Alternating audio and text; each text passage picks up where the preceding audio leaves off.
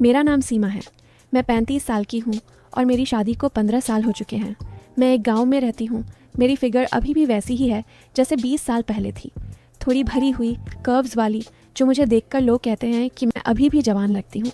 मेरी आंखें बड़ी और काली हैं जो बात करते समय चमकती हैं, और मेरे होंठ गुलाबी हैं जो मुस्कुराते समय एक अलग ही आकर्षण पैदा करते हैं। मेरे बाल लंबे, घने और काले हैं जो मेरी कमर तक लहराते हैं, और जब मैं काम करती हूँ तो वो मेरे चेहरे पर आकर मुझे थोड़ा सा छेड़ते हैं, जिससे मैं और भी खूबसूरत लगती हूँ। मैं ज़्यादातर साड़ी पहनती हूँ जो मेरे बदन पर ऐसे लिपटती है जैसे वो मेरे लिए ही बनी हो, थोड़ी टाइट, थोड़ी लूज़, बस सही जगह पर फिट। मेरे पति शहर में नौकरी करते हैं, महीने में 1-2 बार आते हैं, तो घर की सारी जिम्मेदारी मुझ पर है। लेकिन मुझे अकेलापन नहीं लगता, क्योंकि मेरा भतीजा राहुल, जो 22 साल का है, मेरे साथ रहता है। वो कॉलेज में पढ़ता है, बड़ा हो गया है अब, मजबूत कदकाठी वाला, और घर के कामों में मेरी मदद करता है। उसकी आंखें शरारती हैं और मुस्कान ऐसी कि किसी को भी पसंद आ जाए। आज मैं तुम्हें अपनी और राहुल की एक लंबी कहानी सुनाने जा रही हूँ जो आपको बहुत पसंद आएगी। तो दोस्तों, ये बात गर्मियों की छुट्टियों की है। राहुल कॉलेज से घर आया था और बाहर की गर्मी इतनी थी कि घर में पंखा चलाने पर भी पसीना आता रहता था।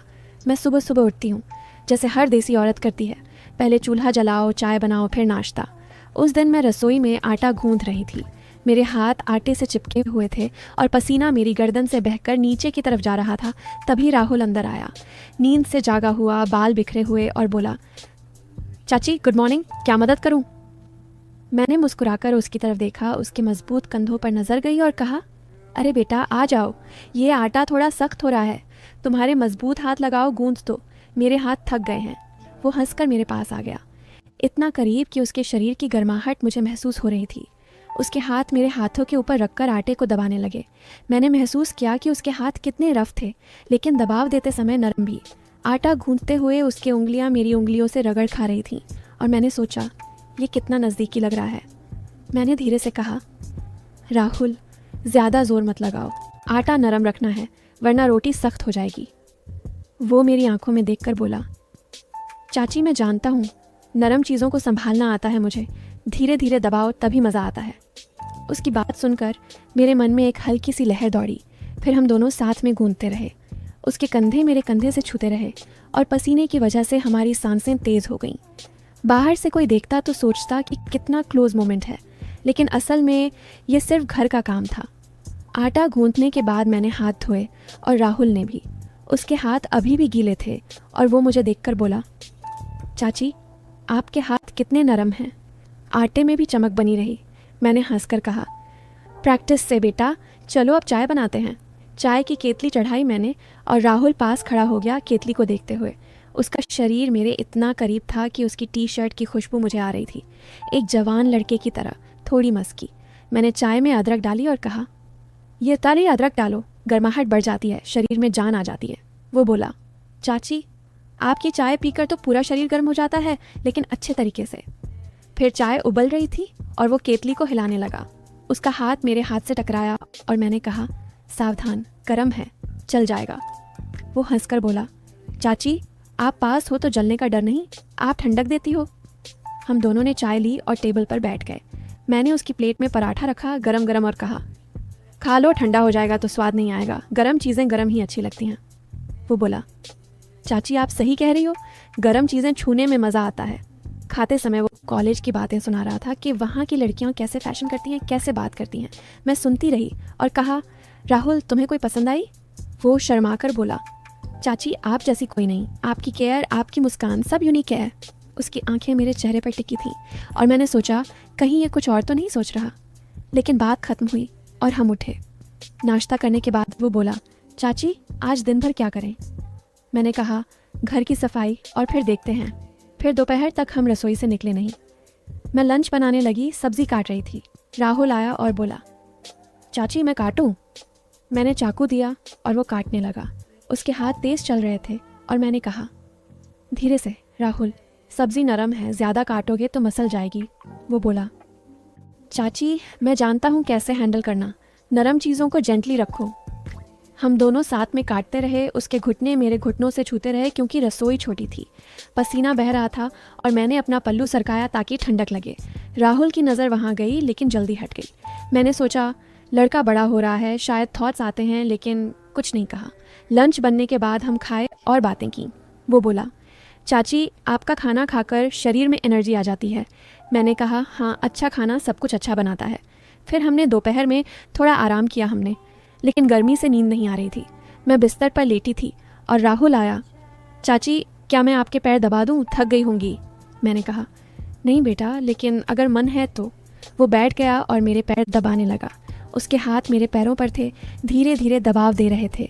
मैंने आंखें बंद कर लीं और महसूस किया कि उसके हाथ ऊपर की तरफ सरक रहे हैं, लेकिन बस घुटनों तक। मैंने कहा, बस इतना काफ़ी है राहुल, अच्छा लग रहा है। वो बोला, चाची आपके पैर कितने सॉफ्ट हैं, दबाने में मज़ा आ रहा है। मैंने कहा, हाँ मुझे भी अच्छा लग रहा है। वो मुझे बेटे की तरह ट्रीट कर रहा था। फिर आराम करने के बाद हम उठे और मैंने कहा, चलो घर की अलमारी साफ़ करें, ऊपर का सामान निकालो। वो स्टूल पर चढ़ गया और मैं नीचे खड़ी थी। वो सामान नीचे देता और कभी उसका पैर मेरे कंधे से छू जाता। मैंने कहा, राहुल संभल कर, गिरोगे तो मैं पकड़ लूँगी। वो बोला, चाची आपकी पकड़ में तो सुरक्षित हूँ, कभी गिरना नहीं चाहूँगा। सामान निकालते समय पुरानी चीज़ें मिली, मेरी पुरानी किताबें, फ़ोटोज़। हम देखने लगे। एक फ़ोटो में मैं जवानी में थी और राहुल बोला, चाची आप तो अब भी वैसी ही हो, कोई बदलाव नहीं। मैंने कहा, समय बदलता है लेकिन दिल वही रहता है। वो मेरे करीब बैठ गया और फ़ोटो पलटते समय उसके हाथ मेरे हाथ से रगड़ खाते रहे। शाम हो गई इस काम में और हम थक गए। मैंने कहा, चलो अब चाय पीते हैं।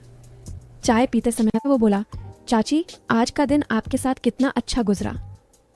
मैंने मुस्कुराकर कहा, हाँ रिश्ते ऐसे ही बनते हैं, करीब से। फिर रात को डिनर बनाया मैंने, दाल रोटी, सिंपल देसी। खाते समय राहुल बोला, चाची आपकी दाल में वो मसाला क्या है जो इतनी टेस्टी बनाती है। मैंने कहा, सीक्रेट है लेकिन बताती हूँ, थोड़ा सा प्यार डालो। वो हंसकर बोला, चाची आपका प्यार तो हर चीज़ में है। डिनर के बाद हम छत पर गए। गांव की रात शांत थी, हवा चल रही थी। राहुल मेरे पास बैठ गया और बोला, चाची सितारे कितने चमक रहे हैं, आप भी चमकती हो। मैंने कहा, राहुल बातें मत करो ऐसी।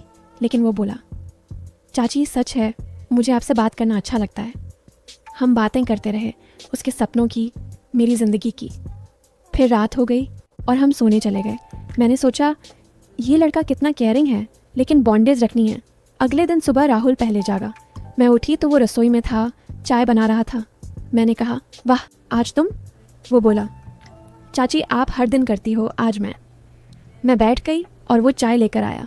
चाय पीते समय वो बोला, चाची मैंने अदरक ज़्यादा डाली, गर्माहट आएगी। मैंने पिया और कहा, हाँ गर्म है लेकिन अच्छी। फिर नाश्ता बनाया हमने साथ में। वो अंडे फोड़ रहा था और मैं देख रही थी, उसके हाथों की मसल्स दिख रही थी और मैंने कहा, राहुल तुम्हारे हाथ कितने स्ट्रांग हैं। वो बोला, चाची आपके लिए कुछ भी। नाश्ता करते समय बातें हुई, गांव की गॉसिप, पड़ोस की आंटी की। वो बोला, चाची आप तो सबकी फेवरेट हो। मैंने कहा, क्यों। वो बोला, आपकी मुस्कान से। फिर दोपहर में मैंने सोचा कुछ नया करें। घर में पुराने लेटर्स थे। मैंने कहा, डाश शीशी, राहुल चलो ये लेटर्स अरेंज करें। वो बॉक्स खोला और लेटर्स पढ़ने लगे। एक लेटर में मेरे पति का था, जवानी का। राहुल बोला, चाची अंकल कितना हैंडसम थे। मैंने कहा, हाँ लेकिन अब समय बदल गया। वो मेरे करीब सरक गया और बोला, चाची अगर मैं लेटर लिखूं तो। मैंने हंसकर कहा, किसके लिए। वो बोला, आपके लिए, थैंक्स के लिए। फिर शाम को हम बगीचे में गए, घर के पीछे। मैं पौधों को देख रही थी झुककर। राहुल बोला, चाची मैं पानी दूं। वो पाइप पकड़ ली और पानी की धार से मेरी साड़ी थोड़ी गीली हो गई। मैं चिल्लाई, राहुल, लेकिन हंसते रहे। उसका हाथ मुझे पकड़कर खड़ा किया और कहा, सॉरी चाची, लेकिन आप गीली होकर और अच्छी लग रही हो। मैंने कहा, शरारती हो। फिर रात को हम टीवी देखते रहे, देसी सीरियल। राहुल बोला, चाची ये सीरियल में रिश्ते कितने कॉम्प्लिकेटेड होते हैं। मैंने कहा, हाँ लेकिन रियल लाइफ में सिंपल रखो। वो मेरे पास बैठा रहा और सोने से पहले बोला, गुड नाइट चाची, ड्रीम्स में मिलते हैं। मैंने सोचा, क्या मतलब। ये सिलसिला कई दिन चला, हर दिन नया कुछ। एक दिन हम घर का फ़ैन फिक्स कर रहे थे। राहुल स्टूल पर, मैं नीचे से टूल देती, उसके पैर मेरे कंधे पर, और बोला, चाची आपकी सपोर्ट अच्छी है, दूसरे दिन नया रेसिपी ट्राई किया, साथ में मिलाकर हाथ छूते। तीसरे दिन ऑनलाइन शॉपिंग, कपड़े चुनते। वो बोला, चाची ये ड्रेस आपको सूट करेगी, फिट होगी। फिर दिन ऐसे ही बीतने लगे थे जैसे कोई सपना जो कभी ख़त्म न हो। राहुल के साथ हर पल में एक नई ताजगी थी। सुबह की चाय से लेकर रात की छत पर सितारों वाली बातों तक सब कुछ इतना जीवंत लगता था। मुझे अपने पति की याद भी नहीं आती थी। वो शहर में अपनी नौकरी में व्यस्त रहते और मैं यहाँ गांव में अकेली। लेकिन अब राहुल के साथ तो मुझे लगता था कि जीवन पहले कभी इतना सुंदर नहीं था। उसके साथ हंसना, काम करना, छोटी छोटी बातें शेयर करना, ये सब मुझे इतना अच्छा लगता था कि मैं सोचती काश मेरा पति भी राहुल की तरह केयरिंग होता, इतना साथ देता, इतना महसूस कराता। पहले घर में बोरियत से भरी दोपहरें काटती रहती थी, समय जैसे ठहरा हुआ लगता था। लेकिन अब दिन कब ढल जाता पता ही नहीं चलता। मैं खुश थी, बहुत खुश, जैसे सालों की कमी पूरी हो रही हो। लेकिन ज़िंदगी में खुशियाँ हमेशा नहीं टिकती। एक दिन सब कुछ बदल गया। छुट्टियां ख़त्म होने वाली थीं और राहुल को कॉलेज वापस जाना था। उस सुबह वो अपना बैग पैक कर रहा था और मैं रसोई में खड़ी थी चाय बनाते हुए। मेरे हाथ कांप रहे थे लेकिन मैं मुस्कुराने की कोशिश कर रही थी। वो आया, मेरे पास खड़ा हुआ और बोला, चाची आज जा रहा हूँ लेकिन जल्दी आऊँगा। मैंने उसकी आंखों में देखा, वो शरारती चमक अब उदासी से भरी लग रही थी। मैंने कहा, हाँ बेटा पढ़ाई पर ध्यान देना। लेकिन अंदर से टूट रही थी। वो चला गया ट्रेन पकड़ने। घर सूना हो गया। बाहर की गर्मी वैसी ही थी लेकिन अब पसीना नहीं, आंसू बह रहे थे। तो दोस्तों, एक औरत कितना अकेली हो सकती है ये शायद कोई पुरुष कभी नहीं समझेगा। दिन भर घर के काम, लेकिन अब वो काम बोझ लगते थे। रसोई में आटा गूंथते हुए याद आता राहुल के मजबूत हाथ और आंसू आ जाते। छत पर अकेली बैठती, सितारे देखती, लेकिन अब वो चमक फीकी लगती। मुझे किसी का साथ चाहिए था, बस कोई जो दर्द बांटे, जो सुन सके, जो हाथ पकड़ कर कहे कि सब ठीक है। वो साथ किसी भी रूप में हो सकता है, बेटा, पति, भाई या यहाँ तक कि भतीजा। राहुल ने मुझे वो साथ दिया था भतीजे के रूप में, लेकिन वो भी कुछ ही दिनों के लिए। अब फिर वही खालीपन। रातें लंबी हो गईं, नींद नहीं आती। सोचती हूँ काश वो रहता, काश जीवन में कोई ऐसा हमेशा होता जो समझता। औरतें मजबूत लगती हैं लेकिन अंदर से टूटती हैं।